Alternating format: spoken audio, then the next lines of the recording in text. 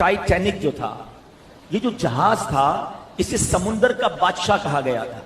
Engineer ने Titanic पर अपनी पूरी महारत सर्फ की थी। $7.5 मिलियन उस पर खर्च आए थे। 4 साल में ये तैयार हुआ और जब इसको ओपन किया गया तो दुनिया के सामने ये दावा किया गया था कि ये ऐसा जहाज है जो कभी नहीं डूबेगा, इसके डूबने की कोई सूरत नहीं है। अल्लाह अकबर। टाइटैनिक के मालिक का एक जुमला आया था कि इस टाइटैनिक को तूफाने नूह भी नहीं डुबो सकता। इतनी बड़ी बात, तकब्बुर।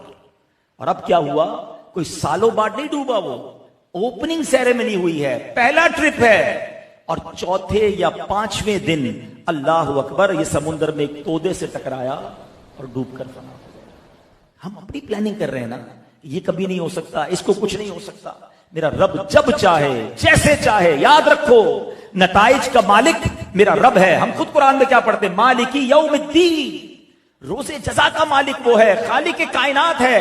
हमें कभी इस बारे में बड़ी बात नहीं करनी चाहिए। ऐ मेरे प्यारे इस्लामी भाइयों, ऐसी बहुत सारी बातें हमें किताबों में मिलती हैं कि इंसान अपनी तदबीर करता है और मेरे रब की तदबीर वो बड़ी खुफिया होती है।